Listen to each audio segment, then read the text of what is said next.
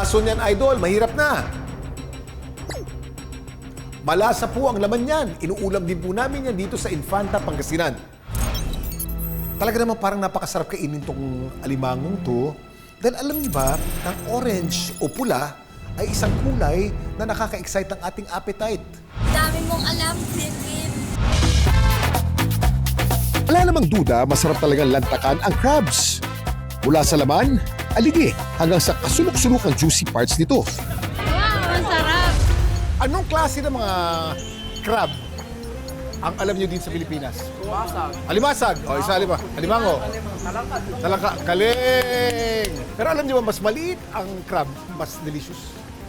Talangka. Dahil yung aligi, mas marami sa kanin, di ba? Dami mong alam, Kuya Kim! Pero hindi lahat ng alimango panalo. Sa Pilipinas, may ilang uri ng alimango na nagtataglay ng lason. Naku po, ingat-ingat sa pagkain mga kapuso. Ang tinuturing na isa sa pinaka-nakakalasong alimango sa Pilipinas ay tinatawag na devil crab o kuret. Batik-batik ang itsura at kulay ng shell nito. Marami na rin ang nabiktima sa pagkain nito. Ang tetrodotoxin at saxitoxin na hindi mawawala kahit pailuto ito ng matagal. Isa pa sa kinakatakutan ng alimango na may batik-batik ding pula sa shell na tinatawag na spotted reef crab o onse-onse. May 11 o 11 red spots kasi ang naturang alimango na sa unang tingin ay para bang pepperoni topping sa pizza. At makikita sa Indian Ocean at South Pacific Ocean. Ang 36-year-old na si Alan mula sa Palawan, isa raw talagang firefighter o bumbero. Pero kung off-duty, dito siya nagsusunog ng oras at panahon sa pagbablog. Ang kanyang mga content, tubig-related, pero hindi sa pag-apunan ng apoy, kundi sa pagsisid sa dagat. Ito yung mga nahuli natin mga amigo. Ito yung pinakamalaking pugita na nahuli natin. Ito yung huhulihin natin mga amigo. Ayan yung crabs na yan, yung onsi-onsi ang tawag sa amin or alikambaw. Sabi nila. Sa vlog niya kamakailan, ang nahuli niyang alimango, onse-onse.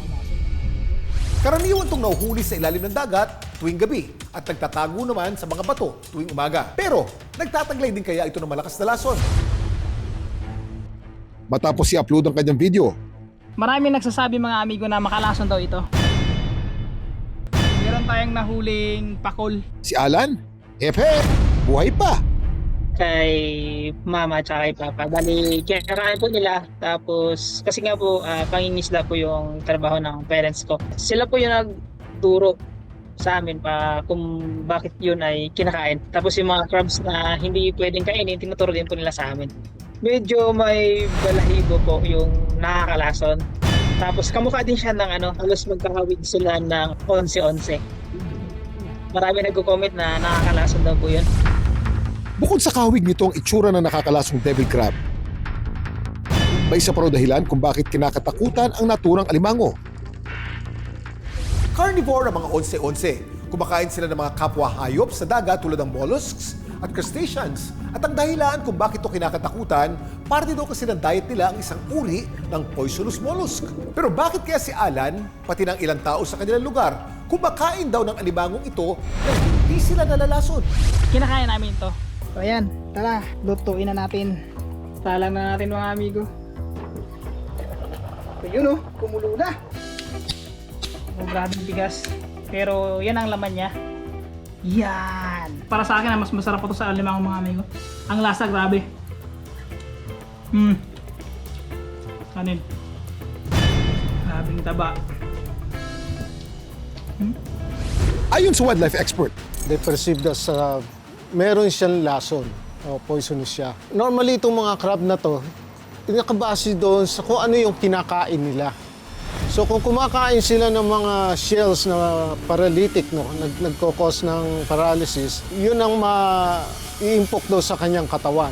So magkakos siya ng non-lason ika nga. But kung hindi sila nakakain noon, na-avoid nila doon, o doon sa lugar na kinakainan nila, walang ganong klaseng mga poisonous na laman dagat, maaaring hindi ganong kataas yung toxicity nila. Ayan na siya. si Alan kampante pa rin daw sa pagkain ng alimangong ito. Kahit hindi na siya lalagyan ng pampalasa, It's advisable na wag mo na lang kainin, wag mo na i-dare kasi baka mamaya yung nakain mo mataas ang level ng nakain niyang mga laman dagat na may lason. Ika nga, kanya-kanyang crave lang yan. Pero kung hindi nakakasiguro sa pagkain,